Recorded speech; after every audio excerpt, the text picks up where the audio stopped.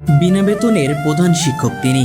দীর্ঘ 7 থেকে 8 বছর ধরে বিদ্যালয় প্রতিষ্ঠা লগ্ন থেকে আজ পর্যন্ত কোনো প্রকার বেতন ছাড়াই পালন করে যাচ্ছেন প্রধান শিক্ষকের দায়িত্ব।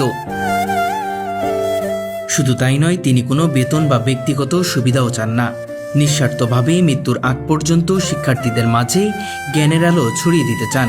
অবাস্তব বা কল্পনার বাহিরে হলেও এটা সত্য কথা যে স্কুল থেকে আসলে ব্যক্তিগতভাবে আমি কোনো ধরনের কোনো টাকা পয়সা কখনোই এ পর্যন্ত নেই নাই, এবং ভবিষ্যতে আমি যতদিন বেঁচে থাকবো আমার মনের প্রচেষ্টা থাকবে, আকুলতা থাকবে, আমি কখনো স্কুল থেকে কোনো ধরনের কোনো পেমেন্ট আসলে নিব না।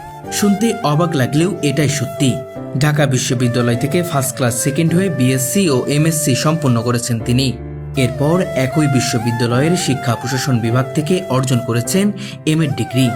আমি ঢাকা বিশ্ববিদ্যালয় থেকে যখন মাস্টার্সে ফার্স্ট ক্লাস সেকেন্ড হলাম, এরপরে আমি এমএড করেছি। এমএড যখন করেছি সেখানে আমার সিজিপিএ 4/4 ছিল।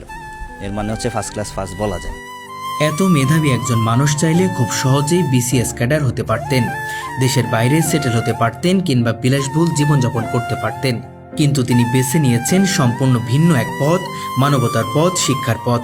আমি একটা লাক্সারি জীবনযাপন করতে পারতাম, অতটুকু ফ্যাসিলিটিস আমার ছিল, সুযোগ সুবিধা ছিল, মেধা ছিল, সোশ্যাল স্ট্যাটাস ছিল, কিন্তু আমি সবগুলাকে ছেড়ে দিয়ে না, আমি বলবো উৎসর্গ করে আমি দেশ জাতি মানুষের কল্যাণের জন্য যে কথাগুলো বইপত্রে থাকে এটা আমি বাস্তবে পরিণত করার জন্য এখানে এসেছি। যে গ্রামের মানুষকে ভালোবেসে, এই ছোট ছোট শিশুগুলাকে ভালোবেসে। বলছি নোয়াখালী জেলার সোনাইমুড়ি উপজেলার চাষিরহাট নুরুল হক উচ্চ বিদ্যালয়ের প্রধান শিক্ষক রাশেদুল ইসলামের গল্প। একজন মানুষ যিনি নিজের অর্জিত সমস্ত জ্ঞান উৎসর্গ করেছেন প্রত্যন্ত গ্রামের সুবিধা বঞ্চিত শিক্ষার্থীদের জন্য।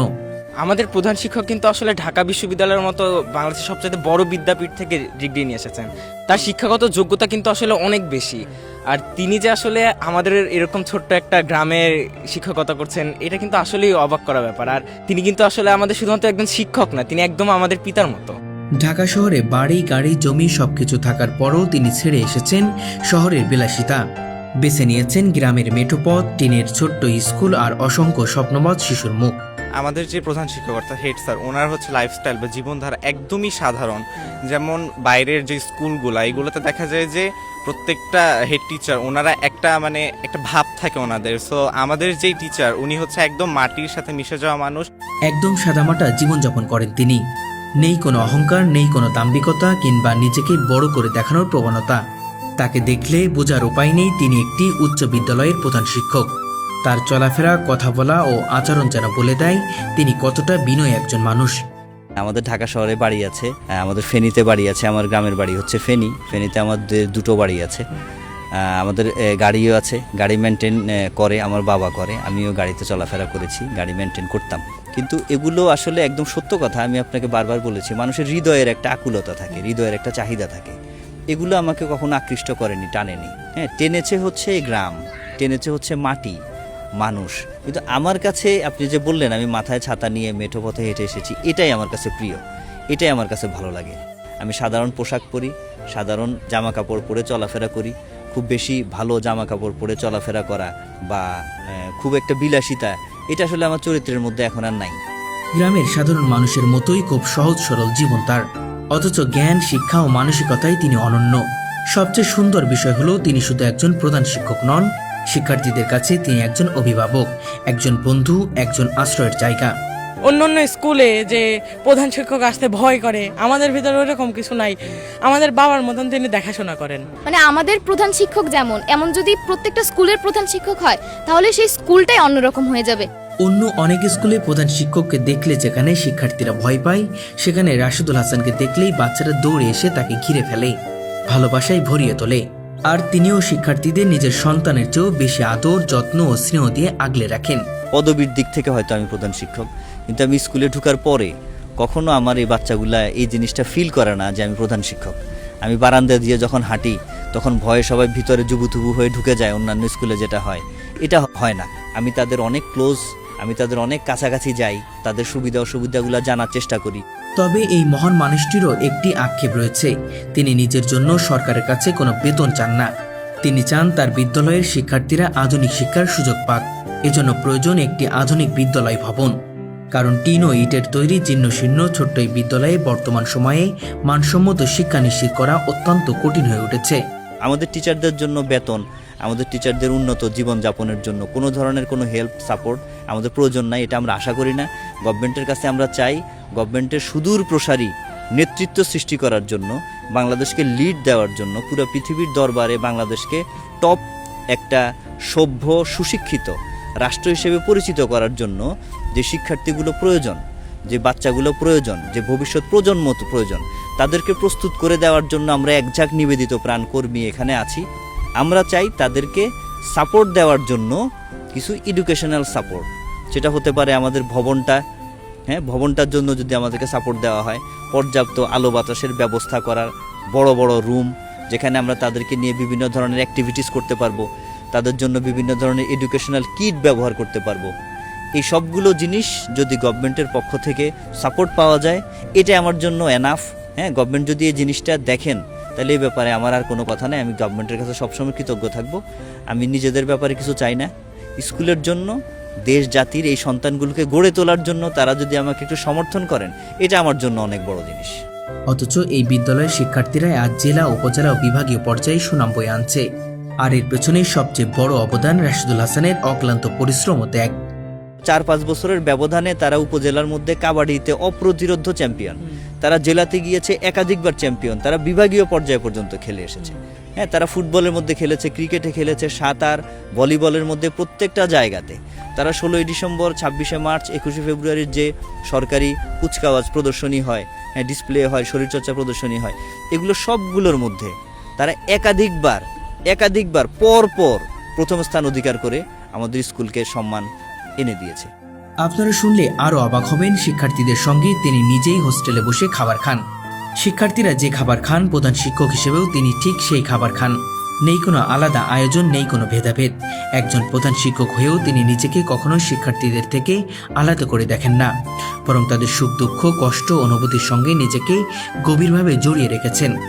আমাদের এখানে বাইরে থেকে যে সকল স্টুডেন্টরা আসে তাদের জন্য আমরা একটা আবাসিক হোস্টেলের ব্যবস্থা রেখেছি। আমি ওদের সাথেই খাই। আমাদের ক্যান্টিনে যে রান্না হয়, বাচ্চারা যে খাবার খায়, এই সেম খাবার আমাদের সব শিক্ষক খায়। আমাদের জন্য কোনো আলাদা ধরনের রান্না কখনো হয় না। নিজে হোস্টেলে থেকে শিক্ষার্থীদের পড়াশোনার খোঁজ খবর রাখেন তিনি। কেউ অসুস্থ হলে দ্রুত চিকিৎসার ব্যবস্থা করেন, সুস্থ না হওয়া পর্যন্ত তার পাশে থাকেন, এমনকি নিজের হাতে খাইয়ে দেন। প্রতিটি শিক্ষার্থী ঠিকভাবে পড়াশোনা করছে কিনা এবং শিক্ষকরা মনোযোগ দিয়ে ক্লাস নিচ্ছে কিনা সবকিছু নিয়মিত পর্যবেক্ষণ করেন তিনি। ওদের পড়ালেখার কোনো প্রবলেম হলে সার্বক্ষণিকভাবে আমরা টিচাররা ওদের সাথে থাকি। আমি নিজে হোস্টেলে অবস্থান করি। তো এই জিনিসগুলোতে আমাদের স্টুডেন্ট টিচারের একটা, আমি বলবো, একটা চমৎকার বন্ডিং তৈরি হয়েছে, যার জন্য অনেক স্টুডেন্ট, আমরা যখন ছুটি দেই, রমজানের ছুটি বা কোরবানির ঈদের ছুটি, তখন অনেক স্টুডেন্ট আছে বাসায় যেতে চায় না, এখানে থাকতে চায়। শুধু পর্যবেক্ষণই নয়, নিজেও ক্লাস নেন। তার ক্লাস করতে শিক্ষার্থীদের যেন অন্যরকম ভালো লাগে, কারণ সেখানে তার শুধু পড়াশোনা নয়, একজন ভালো মানুষ হওয়ার শিক্ষাও পায়। আমি চাচ্ছি এমন একটা শিক্ষা ব্যবস্থা প্রতিষ্ঠা করব যেখান থেকে প্রতি বছর এমন কিছু প্রোডাকশন বের হয়ে আসবে, যে প্রোডাকশনগুলো বেঁচে থাকবে মানুষের জন্য, যে প্রোডাকশনগুলো বেঁচে থাকবে জাতির জন্য, তাদের অস্তিত্ব জাতি বছরের পর বছর, যুগের পর যুগ স্মরণ করবে। সবচেয়ে অবাক করা বিষয় হলো, এত শিক্ষিত হওয়ার পরেও তিনি এখনো প্রতিদিন 5 থেকে 7 ঘন্টা নিজে পড়াশোনা করেন। শিক্ষা ও জ্ঞান চর্চা নিয়ে গবেষণা চালিয়ে যাচ্ছেন নিয়মিত, কারণ তিনি বিশ্বাস করেন শেখার কোনো শেষ নেই, আর সেই জ্ঞানই তিনি ছড়িয়ে দিতে চান মানুষের মাঝে। আমি একসময় মরে যাব, চলে যাব, আমার যে মেধা, আমার যে জ্ঞান অর্জন করেছি, এটা আমি আমার ছাত্রদের মধ্যে বিলিয়ে দিতে চাই যে আমার মেধাটা জীবন্ত থাকুক। এতটুকু হচ্ছে আমার চাওয়া। একসময় এই প্রত্যন্ত গ্রামে শিক্ষার আলো ছিল না বললেই চলে, কিন্তু আজ সেখানে গড়ে উঠেছে জ্ঞানের এক সমৃদ্ধ ভাণ্ডার। আর এই পরিবর্তনে নেপথ্যে রয়েছেন একজন মানুষ, রাশিদুল হাসান, যিনি বুঝেছিলেন শিক্ষার প্রকৃত উদ্দেশ্য শুধু চাকরি বা অর্থ উপার্জন নয়, বরং সেই জ্ঞান মানবতার কল্যাণে মানুষের মাঝে ছড়িয়ে দেওয়াই জীবনের সবচেয়ে বড় সার্থকতা। আমি চাচ্ছি যে আমার এখান থেকে যে স্টুডেন্টগুলোকে আমরা গড়ে তুলব, এই স্টুডেন্টগুলা ভবিষ্যতে বাংলাদেশের নেতৃত্ব দিবে, বাংলাদেশের শীর্ষ পর্যায়ে তারা থাকবে। তারা দেশ, মানবতা, মাটি, মানুষের জন্য বেঁচে থাকবে, বাস্তবিকভাবে বেঁচে থাকবে। তাদের কাছে মানবতা বইয়ের ভাষা হবে না, তাদের কাছে মানবতা হবে বাস্তবতা। গ্রামের মেঠো পথ ধরেই প্রতিদিন হেঁটে স্কুলে যান তিনি। শত কষ্টের মাঝেও মুখে লেগে থাকে প্রশান্তির হাসি। রাশিদুল হাসানের মতো এমন ভদ্র, বিনয়ী ও মানবিক শিক্ষক সত্যি আমাদের গর্ব, আমাদের অনুপ্রেরণা। এই সমাজে এখনও এমন মানুষ আছেন বলেই হয়তো শিক্ষার আলো আজও বেঁচে আছে। দর্শক, আমার পাশে যেই মানুষটি রয়েছে তিনি বিনা বেতনের প্রধান শিক্ষক। শুনে নিশ্চয়ই অবাক হচ্ছেন। হ্যাঁ দর্শক, অবাক হওয়ার মতোই কথা। দীর্ঘ 7 থেকে 8 বছর কোনো পারিশ্রমিক ছাড়াই এভাবেই তার জ্ঞানের আলো ছড়িয়ে দিচ্ছে সাধারণ শিক্ষার্থীদের মাঝে। আজকে সেই মানুষটির গল্পই আপনাদের কাছে তুলে ধরার চেষ্টা করব। আপনারা হয়তো ভাবতে পারেন যে আমি এই স্কুলের প্রধান শিক্ষক, যেহেতু আমি এখানে একটা পদ ধারণ করে আছি, একটা প্রধান শিক্ষক হিসেবে আমি অন্তত 6ষ্ঠ গ্রেডে বেতন পাবো। হ্যাঁ, তো এই যে বড় একটা অ্যামাউন্ট বা বড় একটা স্যালারি আপনারা হয়তো ভাবতেছেন যে আমি হয়তো পাই বা স্কুল থেকে হয়তো স্যালারি ড্র করি, ব্যাপারটা একদম টোটালি না।